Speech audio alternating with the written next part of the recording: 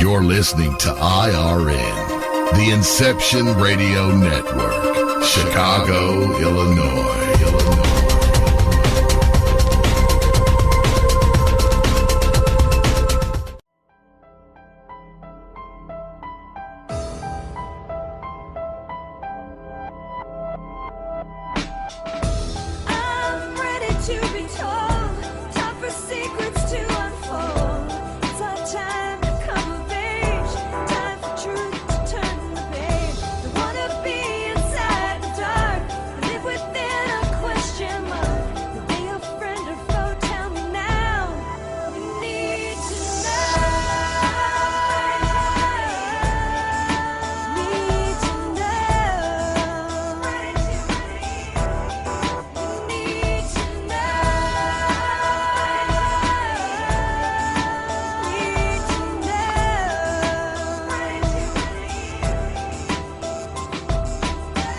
The Extraordinary Phenomenon Investigations Council presents Epic Voyages.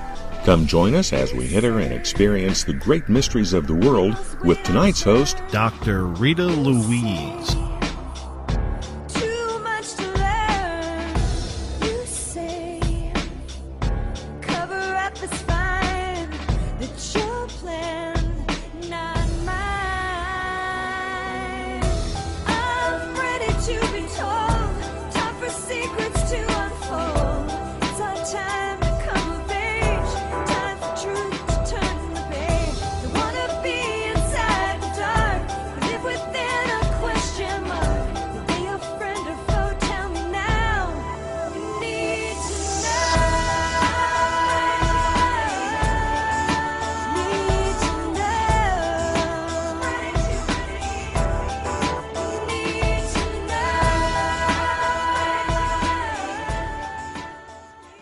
Hello and welcome to Epic Voyages Radio. I'm Dr. Rita Louise, your host for this week. And today we have a very special presentation. We're going to be talking to Jim Marrs about his new book, Our Occulted History. But before we bring Jim on, I just want to say hi to everyone here on the Inception Radio Network and remind you that you can listen to my show, Just Energy Radio, every Thursday evening from 8 to 10 p.m.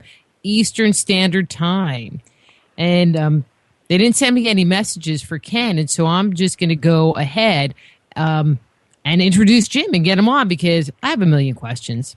So best-selling author and legendary conspiracy researcher Jim Marrs has investigated the recent financial crisis, the JFK assassination, and the National Socialist takeover of America. Now takes on the biggest subject, the history of mankind.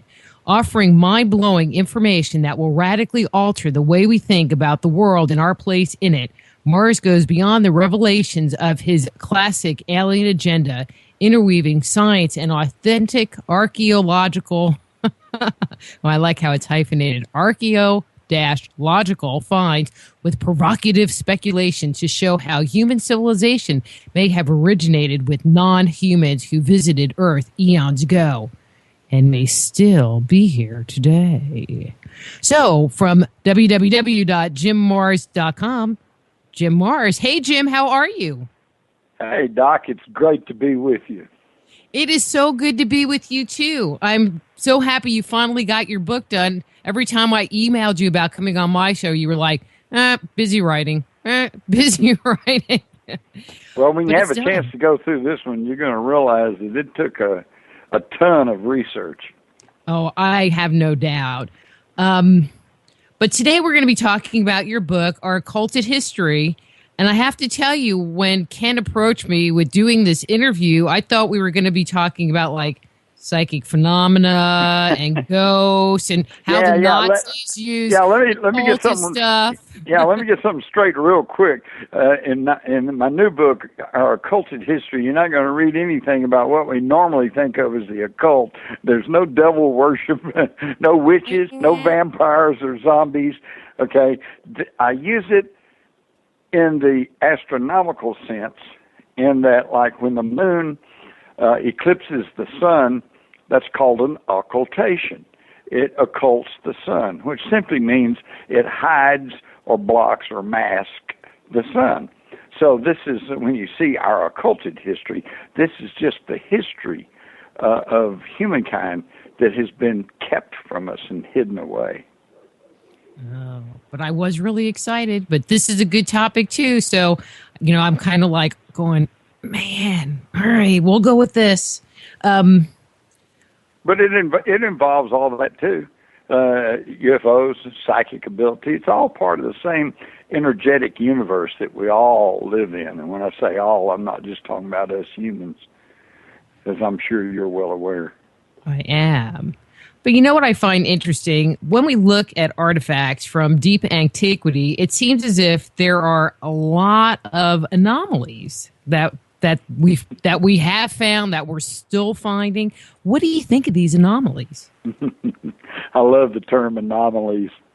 That's a scientific term for what internet users say, WTF. So, what's this? It doesn't fit. Okay, so they said, well, we found only a few anomalies. Okay, well, that sounds great, but it's kind of like looking for, it's like saying that all crows are black, but all you got to do is find one white crow, and you can't say that anymore. So one anomaly can change the whole thing. And yes, there's anomalies all over the world that point to whole different views and interpretations of our past and our history. And this, of course, addresses the major questions of today. Who are we? Where do we come from? What are we here for? Where are we going? And unfortunately, because of the electronic matrix that is woven about us by television, radio, and computers, most people just don't have the time or the energy or the inclination to ask those questions. But I do, and I've tried to answer them in my book, Our Occulted History. If you had to pick some of these anomalies, I like that word, sorry, some of these strange artifacts that have been found, which ones are your favorites? Which ones seem the most bizarre or out of place to you? Well, it's kind of hard to say because there's so many, but the crystal skulls have always fascinated me, and the human skulls that have been found all around the world, some with horns, and some very huge, and some with elongated heads. But I'll tell you one that I thought was quite interesting, and I was well aware of it, but I didn't know of this latest activity, which is these small gold ornaments, I guess you could call them, that were found down in Colombia and have been dated back almost 2,000 years. And they look nothing less than like a little jet plane. They have delta-type wings and tail fins, and even a place for a cockpit but they're real small. They're little bitty gold things. And so, of course, the conventional scientists have told us, well, those were just ornamental, and they represent insects, probably bees, although I've never seen a bee with a triangular-shaped wing or a tail. But in 1996, some German researchers took one of these little things and they extrapolated it up, used the same measurements, and built a model. And guess what? It flew efficiently and perfectly. So I think 2,000 years ago, somebody was modeling these little gold objects, probably based on something that they saw flying in the air. But who was flying in the air here on the Earth 2,000 years ago? It's a pretty good anomaly right there. There have been other things that stick in my mind. For example, they found a prehistoric ox skull one time that had a bullet hole in it. Whoops. I mean, they showed it to various forensic experts who were accustomed to seeing bullet holes in bone tissue or bone, and they said, yeah, it's a bullet hole. And then we have an axe. It is very clearly a crude but primitive axe, but nevertheless an axe, and was found embedded inside a rock that was carbon dated back to almost 1 million years. They found it just, I don't know, the list goes on and on and on. But it clearly shows that the nice, clean, evolutionary history that we've been taught is simply not true. There's something else going on. So how far back do you think these people go? Well, they have found a place in Texas, for example, that I believe dated back to 20,000 years. See, let's put it in this perspective. When I was younger, they usually taught us that the Egyptian civilization was the world's first great civilization, and that only goes back about 5,000 years. And then we find out that, well, wait a minute, there was the Sumerian civilization that predated Egypt by several thousand years. So now we're back to 7,000-8,000 years ago. And that was probably about the time that the Epic of Gilgamesh was written, which was one of the world's first stories, first novels, I guess you could call it, about the Sumerian god king Gilgamesh. And I say god king because he claimed to be the offspring of a human mother and a non-human father. And in this story, he and his non-human companion Enkidu, they go looking for the gods because they want the secret of immortality, how to live a lot longer. And so this goes back a long, long way, and yet that's only 7,000-8,000 years ago, and that's about the earliest record we have. And yet, geologists tell us, and I can verify this because I was in Egypt a few years ago, saw this for myself. Around the Sphinx, and even some on the Great Pyramid, is very clear evidence of vertical water erosion. So in other words, those two structures set out under heavy rain for many years. Okay, and yet the same geologists will tell you that there has not been any significant rainfall on the Giza Plateau for more than 10,000 years. So that means the Great Pyramid and the Sphinx, at least, were built more than 10,000 years ago. Well, that predates the Egyptians. That even predates the Sumerians. So who built those? And that's my questions. And that's why I began to probe into our occulted history. Yeah. Actually, I had Robert Schock on this show, and we had this whole conversation about the weathering on the Sphinx. Mm-hmm. And the thought occurred to me, because I think sometimes that why would a group build a structure that was below surface level that was going to get filled up with sand every time the wind blew? Right. You'd think they'd at least put a door on it. But those scholars, those really smart people, they don't think with common sense sometimes. No, they don't. And sometimes they think with an agenda. And there's a reason for this, and I actually cover this in my book, Our Occulted History, how and who that science and conventional wisdom has blocked any investigation into all of this. Well, and we're going to get into that. We're kind of warming up the audience. Right. Yeah. Right. And, and I was also amazed when I visited in the Great Pyramid, all over Egypt, when you go to the ancient Egyptian places, the temples and the tombs and Valley of the Kings, every square inch is filled with hieroglyphics because the Egyptians, like the Romans, like the Nazis, they wrote everything down. They kept pretty good record on everything going on. And yet you get to the Great Pyramid, and there's nothing in there. It was not a tomb, okay? It was something else. And I tend to believe the British scientist who said it was probably a energy generator. And Chris Dunn. Christopher Dunn.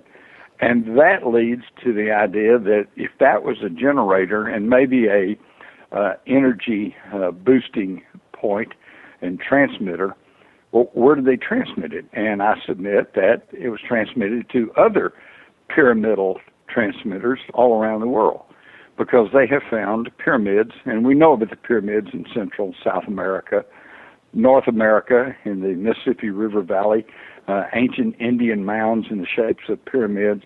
There is a giant pyramid reported over in Eastern Europe, in Bosnia. There are pyramids in China, and they have found pyramids under the ocean off Okinawa and other places. And I believe that goes back to a previously unknown civilization that was pretty highly technological, that we only know about just through vague legends and myths, such as the story of Atlantis or Mu. And I think, and of course everybody argues about, well, where was Atlantis? And one school of thought is it was in the middle, a big island in the middle of the Atlantic. Another says, no, it was Antarctica before the poles shifted and Antarctica went under ice. And another theory is it was in the South China Sea.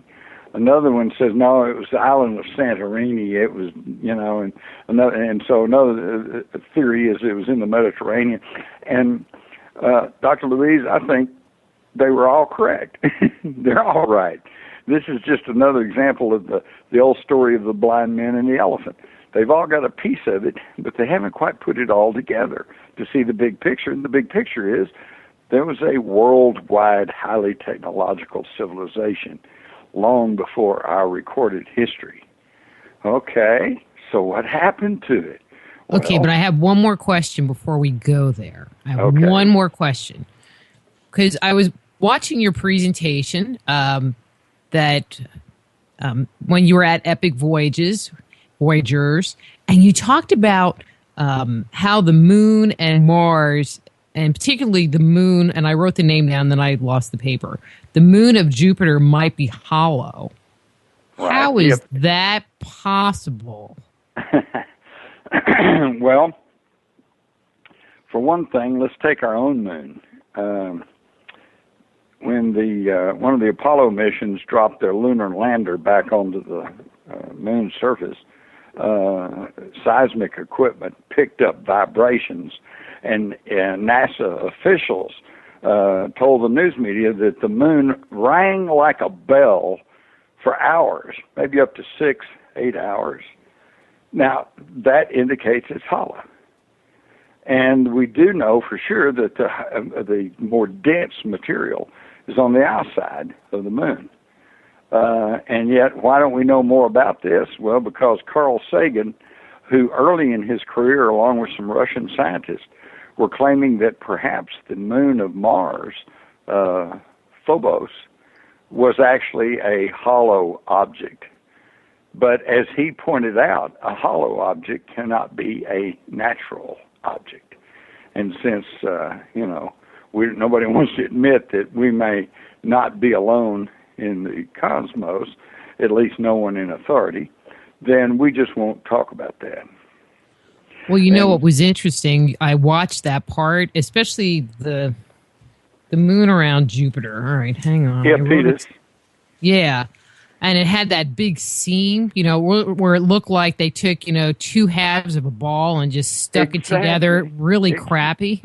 Yeah, it looks like a walnut or something, But I tell you, what it reminds me of is when I see the close-up pictures, and what we're talking about here is the moon of Jupiter, and it's got like a mountain range, which we've all seen a mountain range.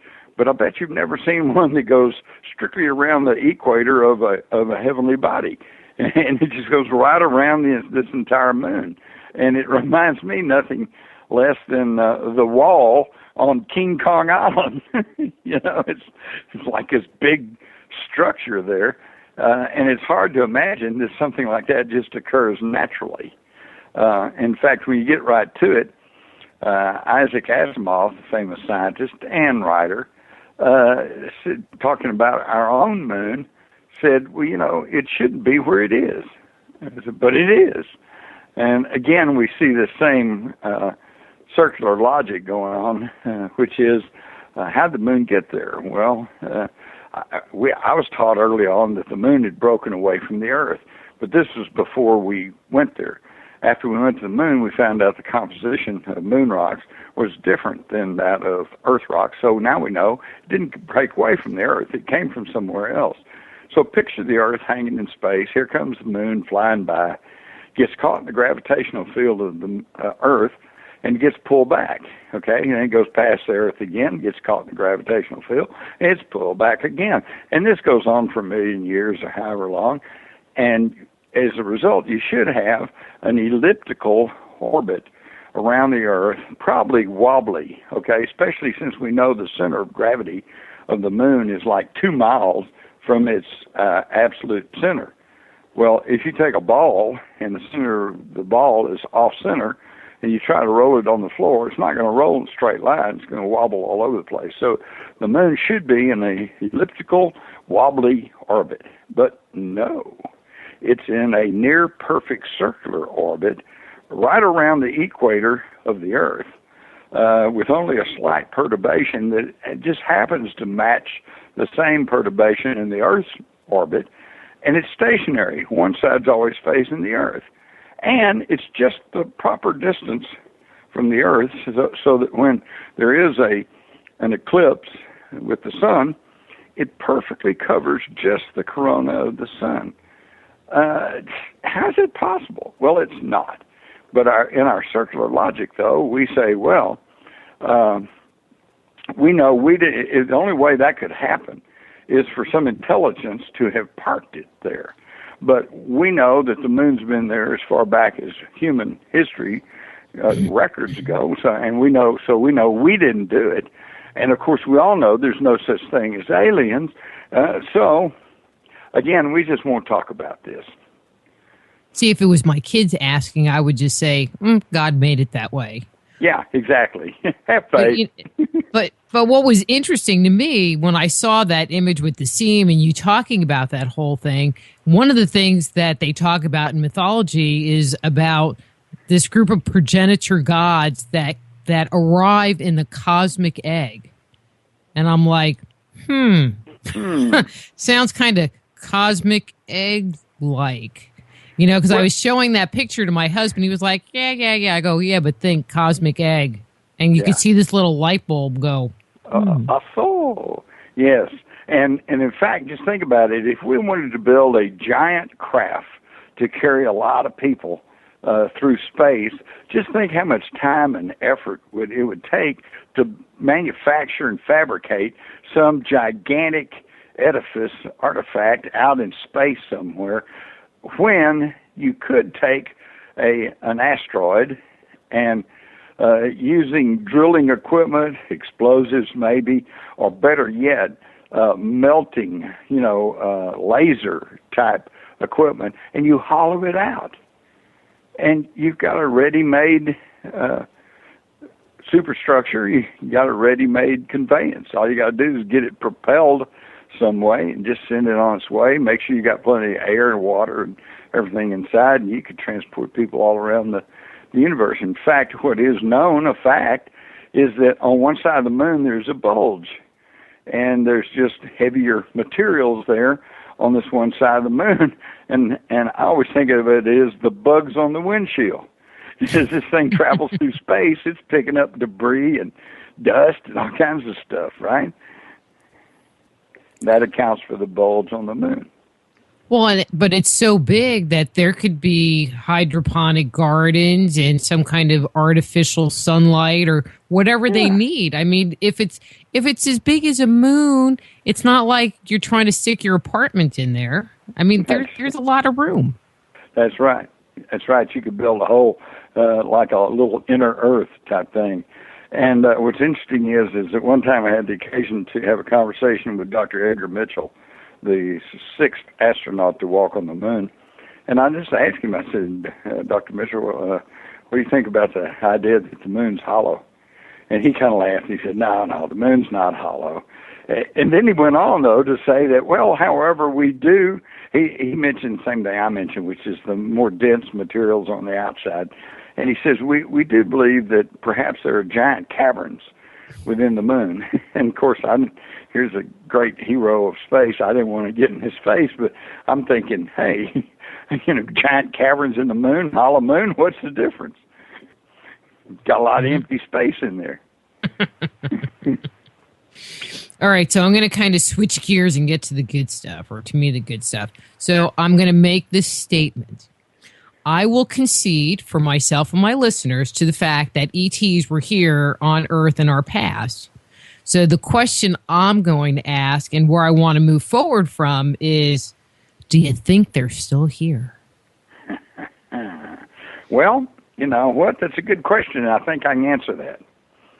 Because if we assume that these ancient stories from all over the world, the Aborigines in Australia, Dogon tribe in Africa, the ancient Chinese legends, the Vedas from India, all over the world is the same story. The Mayans, Aztecs, they all said the gods came from the sky and taught them stuff. So let's assume, just for the sake of argument, that they were telling us the truth as they knew it. And there were these ancient astronauts, these extraterrestrials, on the Earth way back before our recorded history, and certainly before Western civilization finally evolved along. Okay, so the question is, as you said, are they still here? Or did they all leave? Okay, how do we answer it? You look at history, the history that we do know, okay? If, as we are taught, human history has simply been one slow evolutionary climb from cave dwellers to hunter-gatherers to cities, city-states, nations, empires, then there should be nothing on the record except just that slow movement upward of civilization. But that's not really what we find. If you look at history closely, you can go back to the Bible, hear about Ezekiel talking about the fiery wheel that flies through the sky, lands, picks him up, takes him to a city in the mountains. Okay, you can take the Sumerian accounts of the Anunnaki, who arrived from a world they called Nibiru. Came through the Great Bracelet of the asteroid belt, landed in the Persian Gulf. You can take all of these stories, and you can then bring it right on up to the flying boats of the Egyptians, the flying dragons of the Chinese, the Vyamas of the Vedas that were fly through the air, and loose weapons that could destroy a whole city in one mighty blast. And then that brings up Sodom and Gomorrah, which apparently were destroyed by something that certainly resembles an atomic bomb. And then you come on up through the flying shields of the Romans, and then you get on up into the great airship mystery of the 1896, 1897, which was years before the Wright brothers ever flew. There was nothing man-made in the air. Then you come on up to the UFO phenomena, which is still with us. You got cattle mutilations. You've got the abduction issue. You've got the crop circles. Oh, wait a minute. Did that answer your question? Somebody's still here. Well, yeah, I mean, I think so, but I just want to see what you thought about it.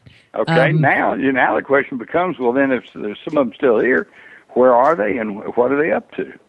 I don't know. That was my next question. So, well, this is what I've done in my new book, Our Occulted History. I have tied that subject of ancient astronauts, which has seemed to be growing in popularity as more and more people become not only aware of this issue, but of the factual matters, the artifacts, the anomalies, shall we say, that support that. And I have tied it with another issue, which a lot of people are well aware of and are very interested in, which is the New World Order, or the Illuminati, or the 1%, as the Occupy movement people say. In other words, a small handful of individuals who are beyond wealthy and powerful, and who are obviously trying to gain control economically, politically, and socially over humankind.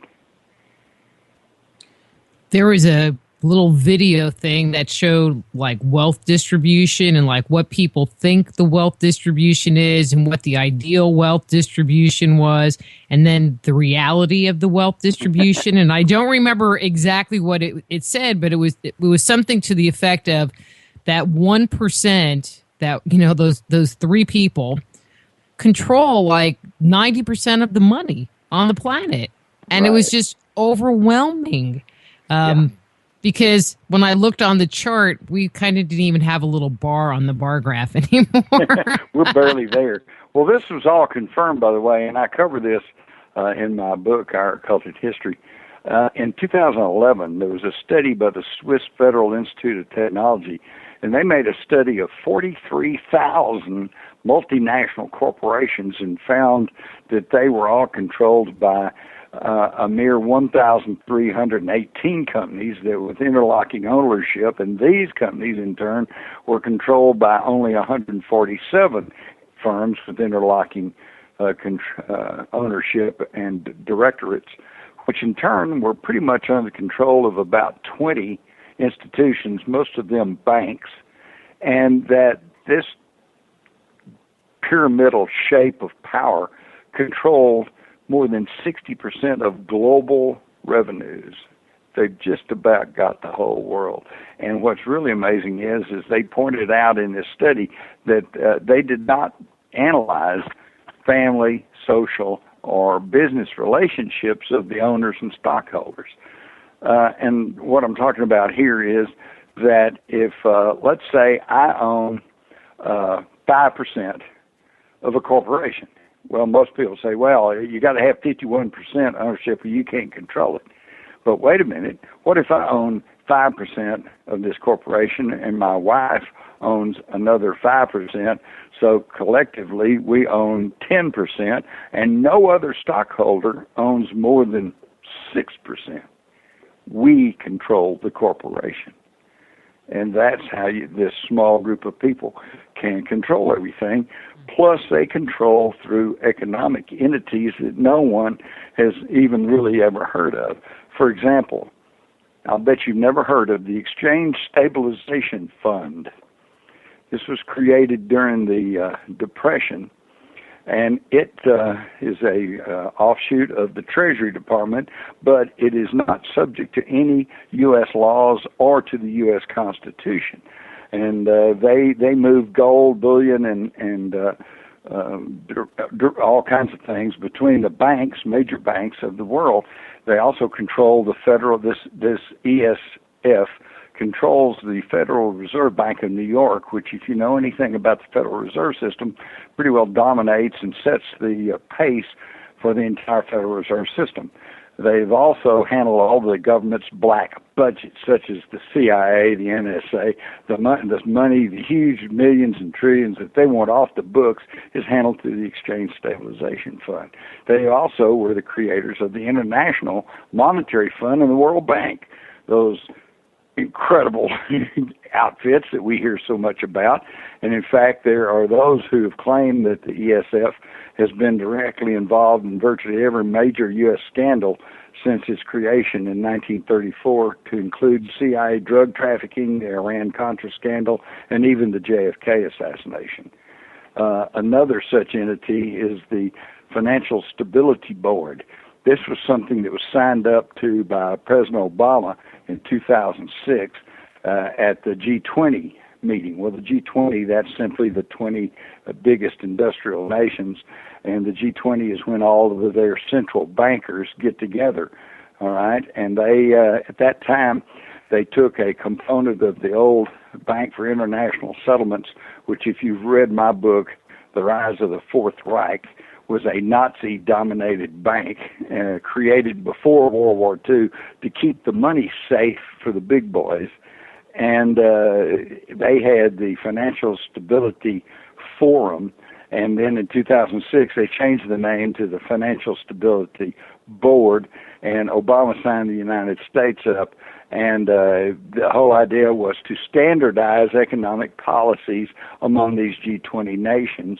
And so now the Financial Stability Board, of which no one has probably ever even heard of it, dictates economic policy to our Federal Reserve System, which is our central bank, the Secretary of the Treasury, and other policy groups. So in other words, our entire economy now, thanks to the Financial Stability Board, is under the control of this Nazi bank, which is controlled by the international bankers. So the Occupy movement pretty well had figured out what was really going on. It's exactly what you were talking about. They control everything but just a small sliver of the world's economy. And who are they? This is what we need to start working on.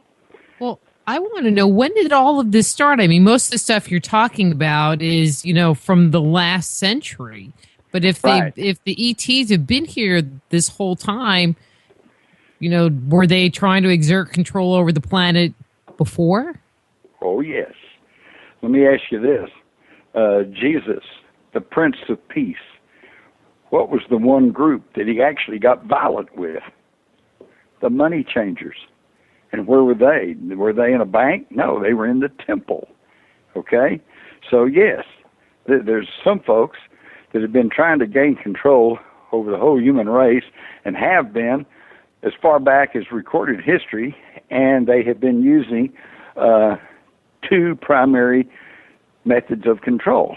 The earliest one, and one that is still pretty powerful but is waning in strength, is religion. I am your God. Do what I tell you.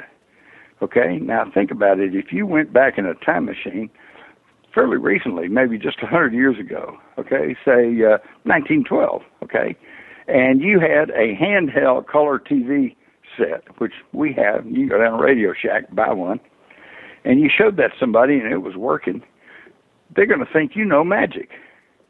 And they're going to think you got you got technology they never heard of. So, and you tell them you're from God, they're liable to believe you.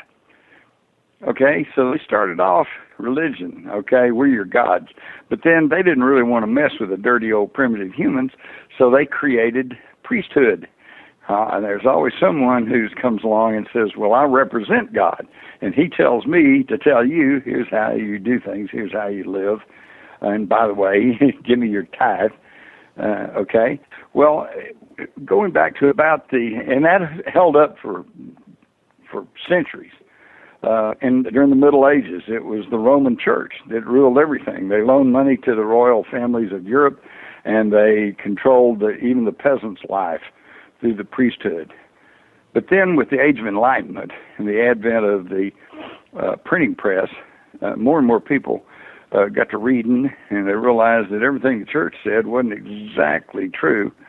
And so religion started to wane, so they came up with their next method of control, which is economics, money. It's the old golden rule. Whoever has the gold makes the rules. And that's where we are today, largely. The world today is largely run, well, but you can see actually it's run by both. In the Western enlightened, so-called enlightened countries, we're dominated by the people who control the economy. They boom, bust, jobs, no jobs, and you're stuck because it's a debt economy. In other words, if this was just a barter system, if you wanted me to write something for you, I'd say, well, what can you do for me? And you'd say, well, how about if I get you as a guest on my program and you can publicize your books? And I go, okay, boy, that'd be great. So you want a press release written? Okay, I'll write it for you and you put it on the air. And both of us are happy. Both of us got what we wanted, and no one else has anything to say about it. But that's not what we're in. We're in a debt economy with this paper that we pass around that we have to pay interest on, even though it's not backed by anything. It's a real Ponzi scheme. It's a swindle, and yet nobody can quite see it because we were brought up this way. It's been that way all along. And by the way, I'll take that opportunity to mention, I hope people now understand why slavery lasted so long. Okay? It wasn't that people sat down and consciously thought, well, I'm just going to keep these people down.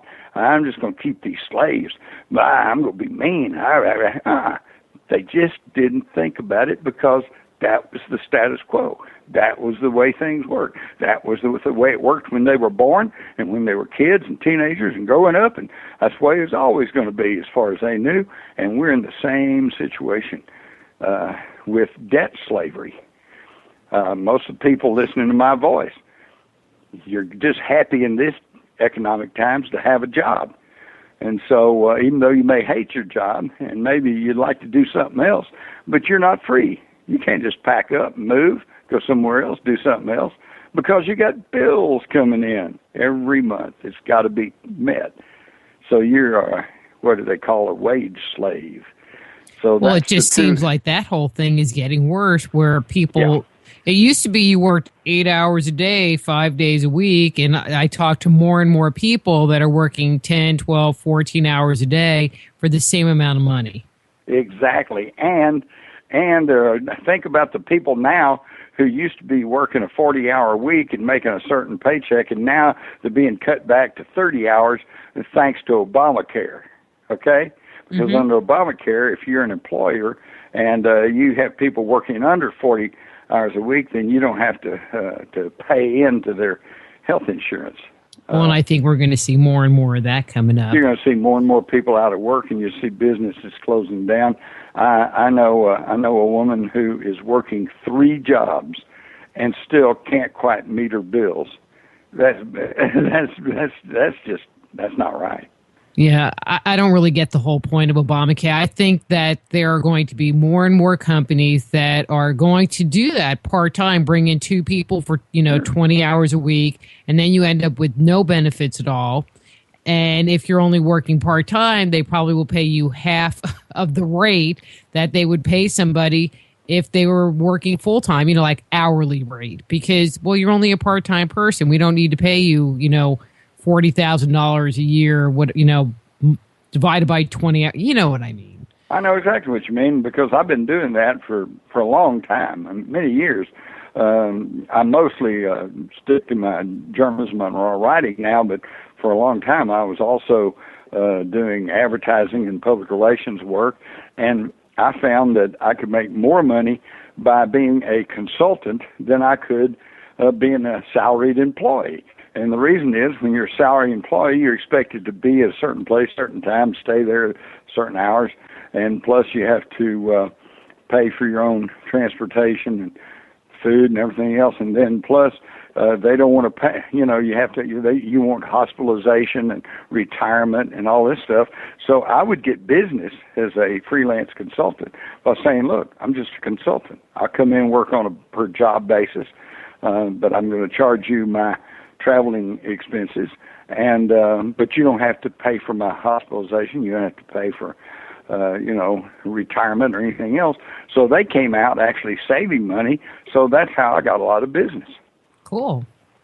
Well, I want to kind of change direction, but we need to go to break. I mean, we're supposed to go to break in 2 minutes, but if we could maybe go to break now, that would be a good thing. But see, I never hear the music, so we're going to break now. And when we come back, we're going to continue this fascinating conversation with Jim Marrs and talk more about his book, Our Occulted History. So we'll be back with Epic Voyages in a moment.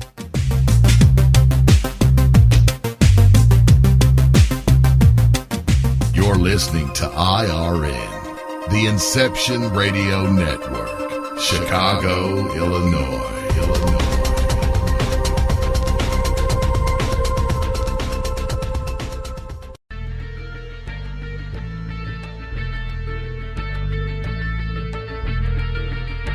EPIC is Extraordinary Phenomena Investigations Council, the forum for scholars, experts, and those fascinated by and involved in the study of ancient civilizations, conspiracies, cryptozoology, ETs, and UFOs, fringe science, the paranormal, and all manner of extraordinary phenomena. Please join EPIC as we examine the mysteries of the world and beyond on epicvoyagers.com, and for updates on the upcoming interactive video presentations, the latest news and discussion on the EPIC forums, as well as research, investigations, and membership opportunities. Epic Voyages program schedule is on the Inception Radio Network. Thank you for joining us.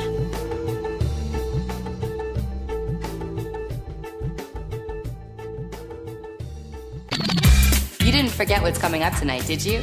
Hi, Inception Radio Network listeners. This is Amanda. Never miss that interview you were looking forward to or the show on your favorite topic. Follow IRN on Twitter, I_R_N, and get reminders about the evening's live shows as well as fun and important updates throughout the week. That's I_R_N, and never miss a great show again. Are you a fan of Inception Radio Network? Do you reckon it's the best alternative talk radio station on the planet?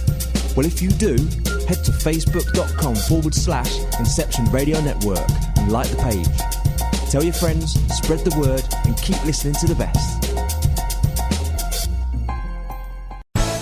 Hello, Inception Radio Network listeners. This is Amanda. Remember, you can take your Inception Radio shows on the go. Just download the Inception Radio Network app for your iPhone, iPad, or Android smartphones and access live shows, past shows, guest lineups, and much more. Just visit the iTunes Store or the Google Play Marketplace and download it today for free.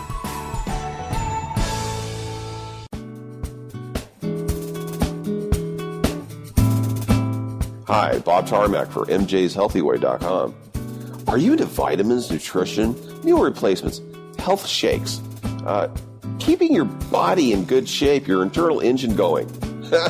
Boy, do I have a perfect place for you. MJ'sHealthyWay.com. They offer the best service and products, and they'll tell you anything you need to know about any product they have to offer. I get all my vitamins, meal replacements, shakes from MJ'sHealthyWay.com. That's spelled MJSHealthyway.com. There's so much more at the website. Go check it out. MJ'sHealthyway.com.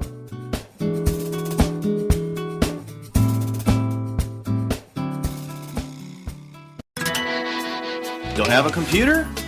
Is your internet connection down? Don't worry. Use your trusty landline or cell phone and dial or call and listen lines at 832-280-0830 or 786-837-2262 to listen to the Inception Radio Network 24/7. Again, those numbers are 832-280-0830 or 786-837-2262. For the Inception Radio Network, I'm MJ. Hello, I'm Pat Uskert, inviting you to tune in to Epic Voyages every Monday evening at 8 p.m. Central, 9 p.m. Eastern, right here on Inception Radio Network. To find out more about Epic and how you can become a member, visit epicvoyagers.com. Hello, and welcome back to Epic Voyages. We're here talking to Jim Marrs live on the Inception Radio Network. And I just want to remind you that Epic Voyagers has a YouTube channel where you can get presentations of Jim. There's a presentation of me, Dr. Rita there, and some of the other guests that they've had at Epic Voyages here in Dallas. And actually, I'll make a quick announcement. Next month, they're having a good friend of mine, Dennis Baltheiser, going to be speaking to the group. So if you're in the Dallas area, check out the Epic Voyagers webpage, which is, I think, epicvoyagers.com. Yay. Okay, Jim, so here is the question that I want to ask you, because you didn't talk about it in the little presentation, but I'm hoping you talk about it in the book. So one of the things that I have heard rumors of is that, you know, we're talking about this group of extraterrestrials that are controlling the Earth.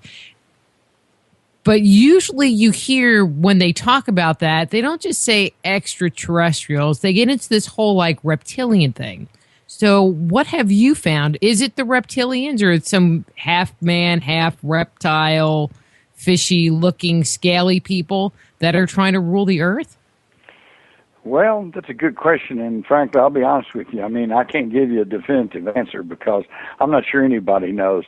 I think that may even be one of the reasons why the whole topic of extraterrestrials and aliens is relegated off to entertainment, movies, TV, science fiction, and they will not deal on it on a geopolitical reality basis.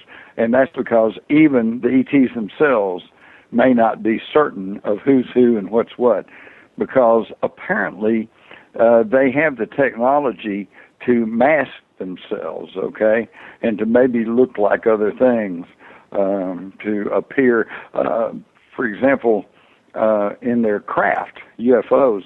All around the world, you go all the way back, and some of them seem to be boats, some of them seem to be shields, some of them seem to be something else, and they all seem to be something different. And, of course, going back to the 50s, we had flying saucers, these little round things, little saucer-shaped things. And now today, we have the triangular-shaped craft. And it could be that they are masking themselves as something vaguely familiar, because now our own Air Force is flying triangular winged aircraft. And so they have always shielded themselves and or put forth an image that was something that would not have totally disturbed the people of the time. It was something that they could understand. I give you a little story that maybe illustrates what I'm talking about. when I was researching the Aurora spaceship crash here in Texas, I was going back through the microfilm of the old Dallas-Fort Worth newspapers, and I found this great story about from 1897 of a railroad track inspector who was inspecting track north of Fort Worth. And it got to be kind of late in the evening. He decided he better turn back and head back for town. But he noticed a big bright light up ahead. So he went to investigate, and he found a cigar-shaped object sitting on the tracks. And he said there was a group of people around there dressed in blue uniforms. And he did make, in the news story, in his account, he never made any particular comment as to what they looked like, so apparently they looked reasonably human to him. And he said their commander came and talked with him and told him not to say anything about seeing them because they were on a secret mission to bomb Havana. Well, to me, this is really interesting because this was in the spring of 1897, and the Spanish-American War, which resulted in, of course, Teddy Roosevelt storming San Juan Hill in Cuba, and because the battleship Maine blew up in Havana Harbor and we went to war and were fighting in Cuba, that didn't happen for another year. So in other words, apparently they've got time travel capability, and they can make themselves appear so that nobody knows exactly who they are. And that may be part of the reason for the secrecy, because two things. Even some of the ET races may not be able to differentiate between another race or the humans or whoever else. And two, if it ever got known, accepted, that we've got aliens among us who look like us, can you imagine the hysteria? That would make the McCarthy witch hunt era, just look like a Sunday school picnic. But I think you said a very operative word. You said races, right, not race. So do you think there are multiple races that are coming here and bugging us? And actually, I'm going to make this a two-parter. And do you think they're all fighting for control, or do you think there's some group that has control and then there are these other guys? I think there are races. The number varies on whoever you want to talk to. Some say it's as low as maybe 8 or 10. Some say as high as 50 or 80.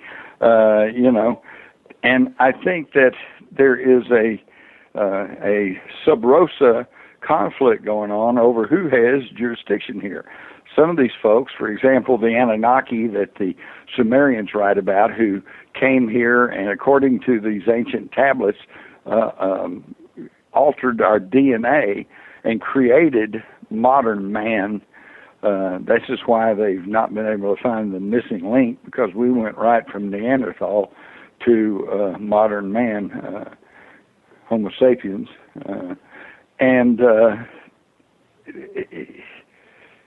You have to wonder, what they're really up to and why they're doing all this. And I think that they even are not fighting physically, but I think there's conflict. The people who were here first said, well, we were here first, and we help create these modern humans, and so we have a proprietorship on it. And then others may have arrived and said, well, yeah, but we want here too. And plus, there may have been even multiple races interacting with the Earth, even way back hundreds of thousands of years ago. But I think the one common denominator is what they describe in the Star Trek series as the prime directive.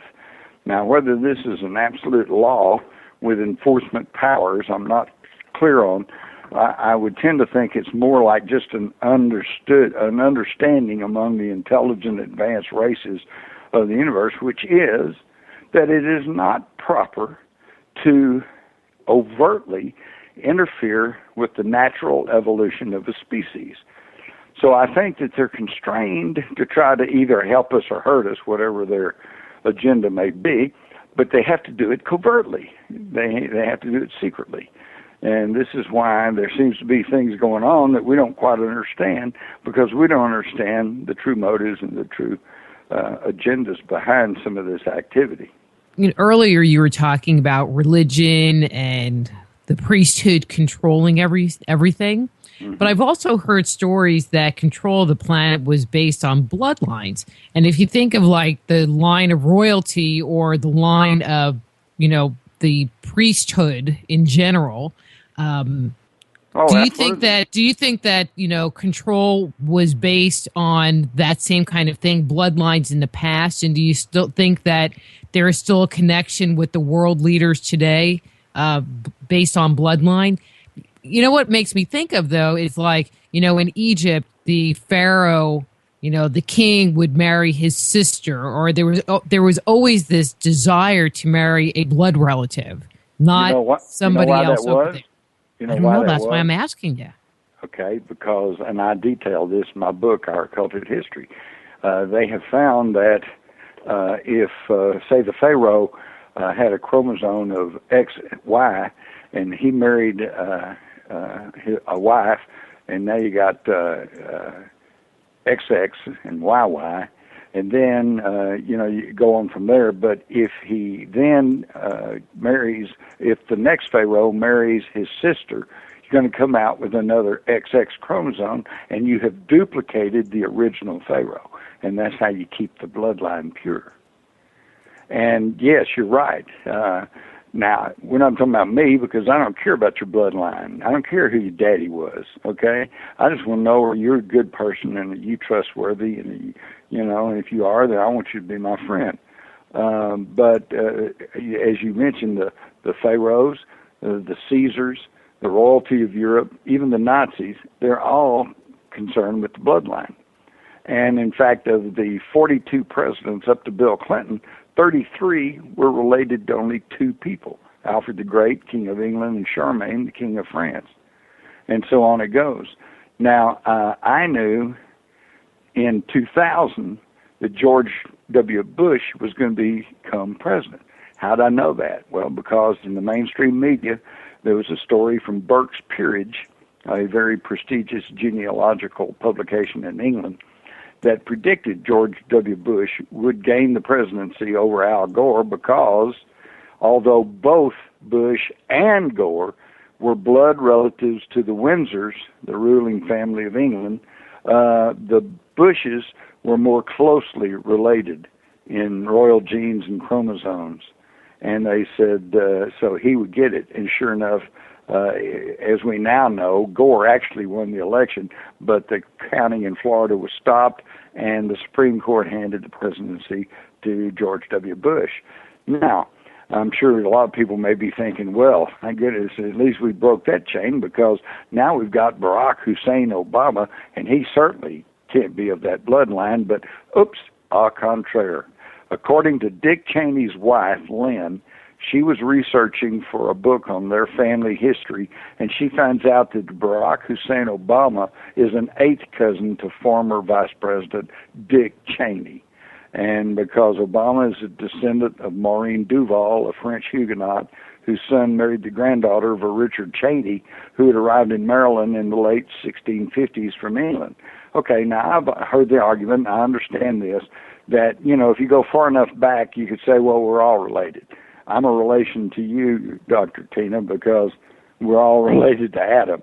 But if you go far enough back, but this is in the 1650s. This is only, 200-300 years ago. And what are the odds that those people all seem to end up as the national leaders? All right, 33 out of the last 42 presidents. And if you don't think that's strange enough, then grab this. According to the Chicago Sun-Times, a study they did, that Obama and Cheney are both blood relations to the Bush family. And they are linked through a 17th century Massachusetts couple, Sarah Hinckley, Samuel Hinckley. And Hinckley is a relative of John Warnock Hinckley Sr., one of George Herbert Walker Bush's oil friends, whose son, John Warnock Hinckley Jr., was the man who shot President Reagan in 1981. Now, what do you think the odds of that are? Like 1,000,000 to 1, maybe more. Exactly, probably more. So, yes, it's all in the bloodline.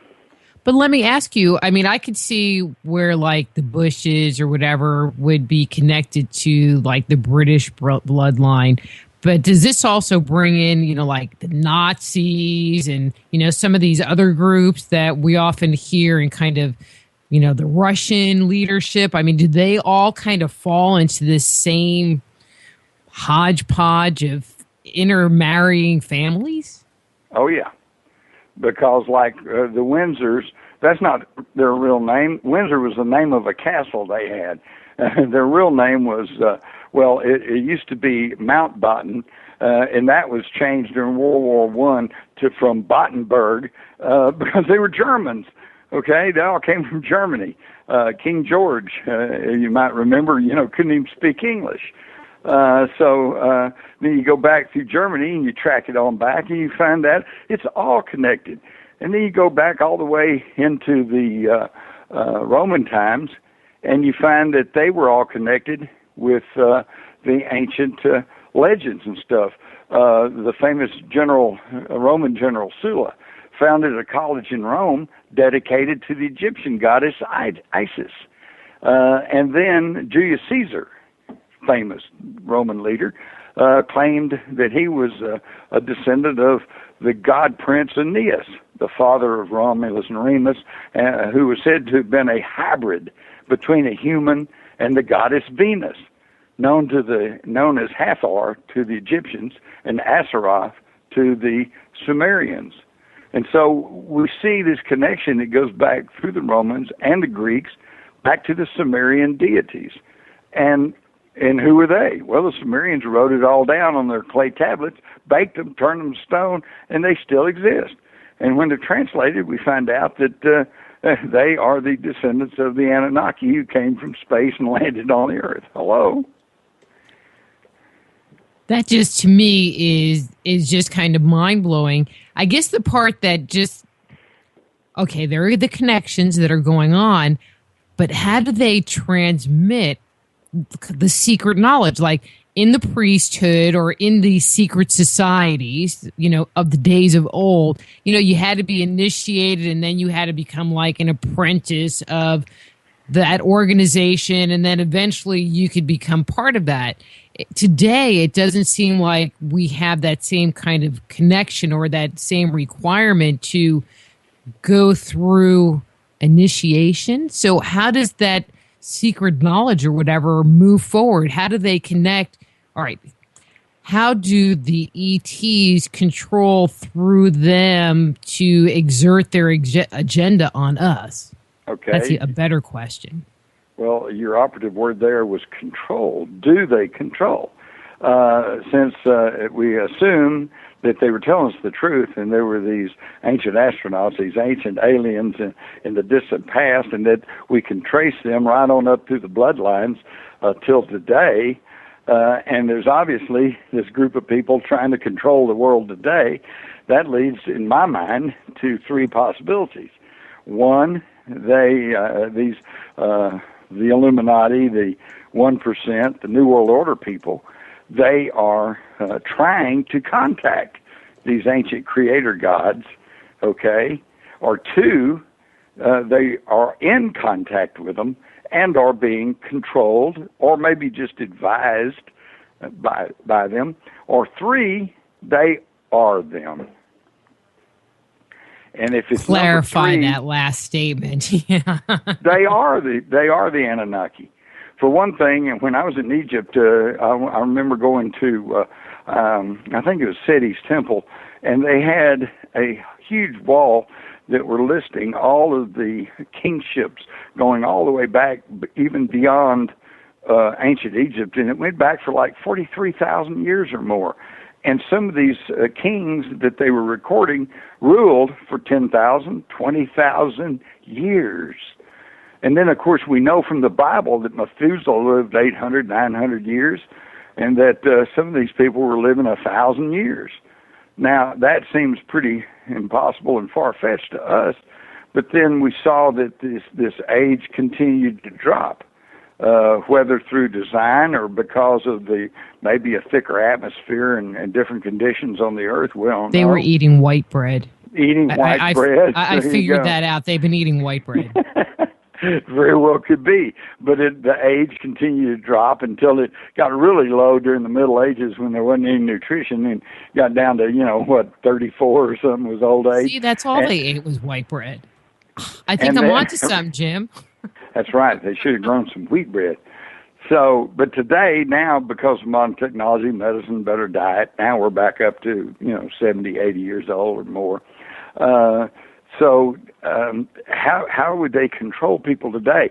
Let's take somebody like Bill Gates, okay, who just, apparently was just this computer nerd who had a great idea for an operating system and became pretty much cornered the market on computers and became one of the richest men in the whole world. Okay, now how would you get him to come in to your little ancient alien group and cooperate with what you're trying to do? And he is cooperating because, if you think about it, he's all over the place telling everybody they need to get their vaccinations and their inoculations, for the good of the world. Okay, what he doesn't tell you is that because their agenda is population reduction. And if you take some of the additives and the squalene and the stuff they're putting in the vaccinations, that your immunization system is going to break down quicker and you're probably going to die earlier. So, we don't quite know that. But if that's the case, how would they get him to go along with something like that? He's got all the money in the world. Well, what if they told him, look, number one, this is necessary because if we don't cut the population, we're going to overburden the world and the world will come to an end, and you don't want that on your conscience. And number two, if you'll help us, we will give you use of our technology, and you can go illness-free for the rest of your life and probably live to be a couple of 100 years old if you want to. And he might say, well, yeah, but and people going to notice? No, because once you get to the level of the Bushes and the Gates and the people, they don't live the same type of life that we do. I recall when George Herbert Walker Bush was president, they took him to a supermarket for a photo op, and when the checker was running the produce and the products across the scanner, and it was going beep, beep, beep, and he said, "What's that noise?" He didn't understand it because he had never had to go shop in a grocery store. He always had somebody come and serve him dinner. And that's the same deal. They just don't live the same life. And so they have their own private doctors. And so it's very easy, and especially if they have this masking technology, and plus they have control over the government. We know the government has the Federal Witness Protection Program where they can just give you a whole new identity. And all you'd have to do to disappear, Dr. Louise, is head off to the Northwest or somewhere where you don't normally hang out, maybe put on some glasses and dye your hair, and then you've got a whole new identity given to you by the federal government, which is not a fake identity. You've got a driver's license and a Social Security card and all of this and a computer background, and it's all legitimate because they've given it their seal of approval. And you get to be almost 100 years old, and you simply announce to the world that you died, and then you just keep going under another identity. Now that sounds far-fetched, but but the technology's all there. There's no reason why that can't happen. But it seems like it's happening. But what do you think about the idea of them taking the population down to 500,000 people? I mean, that just seems like not enough people. As long as I'm included in that, that might be a great idea. I don't know. Do you got good blood? The problem is I can't guarantee that I'm going to be part of it. So if I'm not, then I don't want any part of that plan. Besides that, this whole thing about overpopulation is blown out of proportion anyway. People who live in the cities, every day they're just elbow to elbow with somebody, and all night there's noises and sirens and people walking up and down stairs, and it's like, whoa, surely we could do without some of these people, especially if you have to drive on the freeways. But if you go out and travel around the country, just go drive through West Texas. Holy cow, you can drive all day long and hardly see anybody, In fact, here are the facts.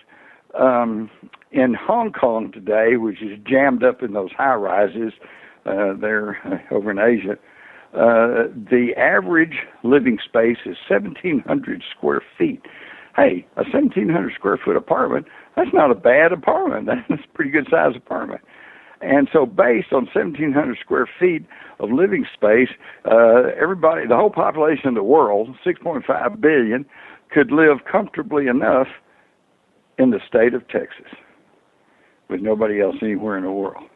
Of course, now I don't want that. Please don't come to Texas. We got enough people here now. Yeah, but what about all the parking lots? Well, we have to park in Oklahoma or something? That's because everybody wants their car. Well, what if you didn't need a car? What if you could get on a public bicycle that's just lying around anywhere? You just walk out the door and go find one leaning up against a post somewhere, and you paddle it down to the high-speed rail system, and which will carry you to the commercial district or the entertainment district or whatever. You wander around, go to the restaurants of your choice, go to the stores that you want to go, be like a huge big shopping mall, and then you ride the rails back out to the suburbs. You get on your bicycle and you go to your house. The air's clean. There's no pollution. It could happen. We have the technology. It's just that might interfere with these folks' monopolies, where they get their money and hence their power. It just makes me laugh. During the break, we were talking about summers in Texas, and I'm thinking, okay, Jim, I want to see you get on a bike in the middle of August and just pedal on down to the train station. Well, yeah, but let me tell you something. There's a place here between Dallas and Fort Worth. God, I can't think of the name of it right now. I got a block. But it's like a huge hotel, conference center, mall, and it's all under a giant dome. And during the break, Joe was talking about going to San Antonio, and in San Antonio they have the River Walk, which is along the river there, and it's just beautiful, Well, they've got a River Walk at this place, and it's under a big dome, and it's air conditioned. So it could all work. We have the technology. We have the technology that, in fact, here's the biggest conspiracy going on today. We have the technology off the shelf, ready to go, that could turn this whole world into a paradise. There's no reason that we shouldn't be able to provide every single human being on this planet with decent housing and food, clothing, and basic medical care, okay? But yet, as we're talking right now, we know in the back of our mind, we try to shut this out, but we know there are literally millions of kids, children, starving to death around the world right now. Why? I don't want that. I know you don't either. But why is it that way? Well, it's that way because I guarantee you somewhere somebody wants it that way. If nobody wanted it that way, it wouldn't be that way. So we are being kept down. We are being kept down as a slave race. And it used to be with the literal chains and whips, but now they've gotten smarter. Today it's with economics and religion. But the part I don't get is, you hear the talk about the GMOs and the chemtrails and vaccines. I mean, if you're one of the 1%, okay, you don't have to do the vaccines, and you probably, for a certain amount of time, can get around the GMOs. But I think my feeling is that the GMOs are going to become just part of our food, and we're going to screw ourselves over. But the chemtrails, it's like, okay, don't you have to breathe the same air? Or are you just like running around like Michael Jackson with a gas mask on all the time? I don't understand why they're doing some of the things they're doing. Well, what they're doing with the chemtrails and the vaccinations and the pollution and the GMOs and the bad food and water and the fluoride in the water and everything else is that they are basically killing us, but not in an overt way. If people were just dropping like flies, there'd be a huge outcry and there'd be a huge rebellion.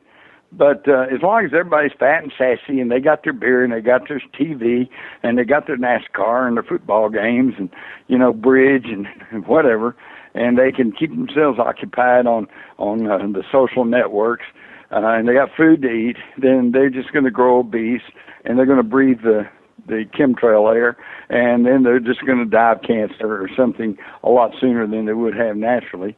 Okay, so it's a way of killing off the population without the population realizing what they're doing to them. Now, it's a very good question as to, well, aren't they impacted with this too? Right, Don't they that's breathe my the question. same air? Don't they eat the same food? Okay, number one, maybe not. Maybe they got ways around it. But even if they don't, I would submit they have the technology to overcome it. I don't know how familiar you are with the work of Royal Raymond Rife, but, there is the Rife equipment that can overcome diseases and overcome certain conditions. And it may be that since the chemtrails are made up mostly of heavy metals, that certain therapies like chelation and or the Rife type equipment can counterbalance that. And again, if you play ball with them, then they'll give you access to their technology, and you can live a long, happy, prosperous life. Well, I'm just trying to think, in the back of my mind, I'm going, okay, so can you think of any important people that are living long lives? I mean, ones that don't have mysterious car accidents or commit suicide with 3 bullets in the back of their head and those kind of how about Henry Kissinger? accident. How old is he? Isn't he 90-something? I don't know. The first question I have to ask myself is, he's still alive? Oh, boy, is he. Still attends those Bilderberg meetings. Well, that's true. And Queen Elizabeth, I mean, she's still kicking. Right. And who was the basketball star that at one point they announced had AIDS? And they said, I'm Magic thinking, Johnson. Yeah, Magic Johnson. And I'm thinking, oh, poor guy, he ain't going to last long. But, hey, he's still going because he's got money and position. Mm-hmm. Well, it'll be interesting to see how this all plays out. I mean, if we're all still alive. Yeah, if we can survive. Well, this is the good side. The good news is that there's more of us than there are of them, and we're getting smarter all the time. And there's more and more people waking up and refusing to go along with the totalitarian Orwellian society that they're trying to create so that they can keep control over every single individual. I see encouraging things all the time, but we just got to get more and more people waked up, and they've got to understand what's going on. The oldest tactic in the world is divide and conquer, and this is what we see happening in America right now today. At the time of World War II, when we truly had foreign enemies that really wanted to destroy the country, we had the German Nazis and we had the Japanese militarists, and they were all ready to invade. They were ready to conquer America. And so did we run around like chickens with our heads cut off and screaming, oh, terrorists, oh, no, I'm so afraid? No. The President Roosevelt comes on the national radio, the media, and says, the only thing that we have to fear is fear itself. Let's roll up our sleeve, let's get things done, take care of business. And we did. And then we just sat back on our haunches and let the Nazis take over, okay? Because we beat the Germans, but we didn't beat the Nazis. And they were under the control of these same banking elites that had created communism in Russia, then created National Socialism in Germany, and were bent on trying to control the world. The reason they hadn't had that much success up until about the time of World War II was simply because the technology wasn't there. But today it is. Now they got drones. They've got little drones the size and look of a mosquito that are actually little robots. You could go around spy on you and send things back. We got cameras all over the place. You can't do anything without giving some kind of ID. It makes the old Nazi thing about show me your papers pretty obsolete, because now you just walk in a place, you got electronic readers that can read the credit cards in your wallet or purse. Okay, they know who you are and where you are and what you're doing. And, of course, we're helping them along because every time we go somewhere and want to buy a pack of cigarettes, we swipe a card, and they know right where you are, how much money you got in the bank, and what you bought, buying, and where you bought it. Yeah. So, well, come on, and then we post it on Facebook. But then we post it on Facebook. Hey. Yeah. I'm wondering if anybody has ever gotten a letter from the National Security Agency saying, "Thank you for your Facebook page. You saved us, $100,000 in snooping cost, to find out about you." I don't get it. One of the things that I feel is that the agenda, whatever that is just speeding up, and the strong hand of control is coming down on us harder. It seems like every week you hear them passing some other law or, gun control or some this or that. What do you think is going on? Why do you think the timeline, that's the only word I can think of, is really accelerated? Well, because I think that they are on some kind of deadline. I think something is coming up. Here's one possibility. I'm not saying this is the case because I don't know. But let's assume there was a worldwide civilization thousands of years ago, and it fell into conflict. And let's say there was a war or rebellion, and maybe which either prompted or accompanied some geophysical catastrophes, earthquakes and volcanoes, eruptions, all kinds of things. And that part of those people had the ability to leave the planet, and they said, "We're leaving." So the bulk of them left, but they left behind some of the troublemakers, the people who were trying to despoil the planet, people who were trying to dominate the human race, and they left it in their hands. And now they're like Charlton Heston on the Planet of the Apes. They know they're from somewhere else, and they know that there's better technology, but they don't have it. Okay, if you and I went back in the time machine to let's just say 1860. Okay, we know about automobiles and we know how they work, but could we build an automobile? No, we couldn't even build a spark plug. The infrastructure for creating that technology was not there, and it hasn't been in our recorded history. So it's just now that these folks are getting and using and piggybacking our knowledge and our advancement in technology to get to the point to where they can finally get to the control that they've been seeking all along.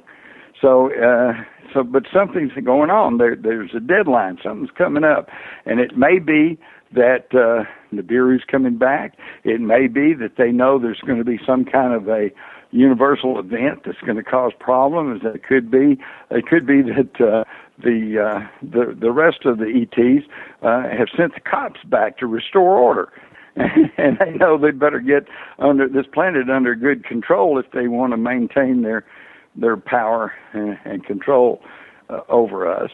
And so they are now pushing as hard as they can to get control over the individuals. And the biggest stumbling block that they have, because most nations of the world are under pretty good control, especially the third world nations. They're all under an anthill tyrannical society run by a king or a warlord or a family, But the biggest problem they have is the United States, because we have a tradition of individual freedom, and we have the legal basis, the Constitution, the Bill of Rights, for that individual freedom, and we have guns. So they're having a real problem with us, but they've done a pretty good job over the past 40, 50 years of dumbing us down through a dumbed-down education system, drugging us out. And if you think we have any kind of problem with illegal drugs, it's nothing compared to the legal drugs. I've seen statistics. Amen, brother.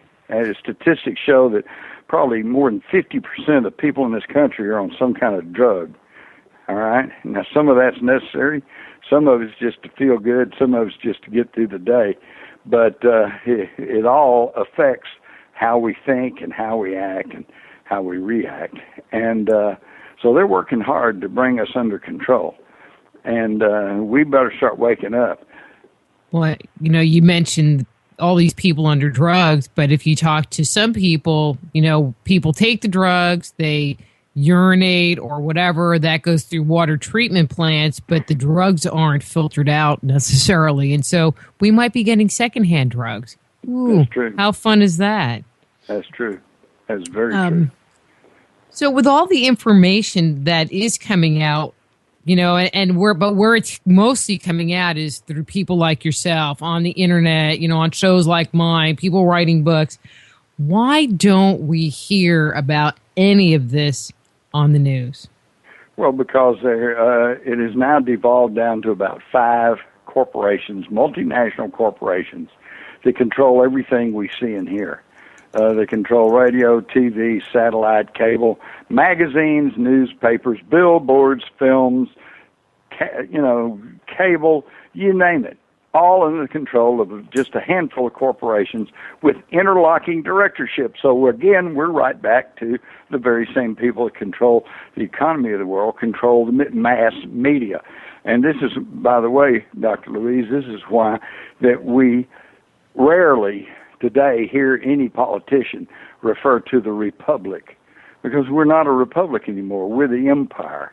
And all they can talk about is democracy. Democracy, got to bring democracy, got to defend democracy. Well, what is democracy? It's ruled by the majority, okay? The classic example of democracy in action is a lynch mob. We don't want that. That's not what we were given anyway. We were given a democratic republic. And what's the difference? Well, in a democratic republic, you have to give the accused a fair trial. You have to let him face his accusers. You have to let him bring evidence in his defense. He has the right to legal representation, and he gets all of these checks and balances. And then, if he's found guilty, maybe he gets an appeal, then you can lynch him. That's the difference. But no, see, today it's democracy, because these people, these folks, this 1%, these New World Order people, control the mass media, and therefore they control the masses. Yeah. I just am thinking, but wait, we have FEMA camps. So it's, all goes away. Just instantaneously. No trial, no accusations. You just disappear. Oh, it's worse than that. This is going to sound like some kind of rant, but it's absolutely true. Every Tuesday, President Obama gets to look down his list of American citizens that he wants to assassinate and decide which one of them he wants out of the way. And he clicks on the intercom, and they send a drone over, and they blow somebody up. And don't think that can't happen, because it's already happened. All right, well, I don't want him to not like me. But, Jim, our time is up, and I know we have more to talk about, but we need to wrap for today. So I just want to thank you for coming on and sharing your wisdom. And, if people want to get your book, where's the best place to go? And do you have signed copies and all that juicy stuff? You can go and get my book, Our Occulted History, at my website, oddly enough, jimmars.com.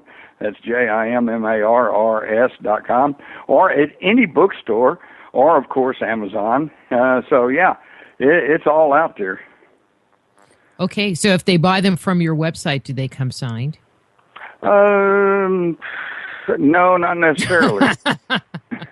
But I made a presentation there to Epic Voyagers here not long back, so maybe you could sign up with Epic Voyagers and maybe catch me at one of the meetings. I'd be happy to sign something for you. Yeah, they'll just have to get you up close and personal. Yeah. Okay, and he has videos. So Ken just sent me a message. He has videos. So is that from Granbury or from Epic Voyages, Ken? Yeah, I think so. Yeah, that's right. In fact, I looked on the webpage to see if there was some place it could be ordered, but I didn't see it. So I guess if you would like to get here, I'll say it this way. If you'd like to get a copy of the video of Jim Mars doing the presentation at Epic Voyages, contact Epic Voyages and they can send it to you. I don't have pricing information, but I'm sure they'd be more than happy to let you know. And it was a very good presentation. I'm sure everyone will like it, that or the book, or get both. There you go. See, I'd want to get the book so I got a reference source and could go back to it all the time. Right. Epic Voyagers, just type in Epic in any search engine and you can find it. And yes, they will have copies of my talk. All right. Thanks, Jim, for coming on. Thank you, Dr. Louise. We'll talk to you later. Okay, great. Thank you.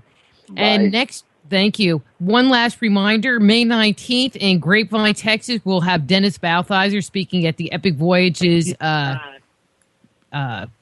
lecture series. Check out Epic Voyagers on youtube.com. And next week, we have Kevin Cook co-hosting or hosting Epic Voyages Radio. So until next time, I'm Dr. Rita Louise. Be blessed.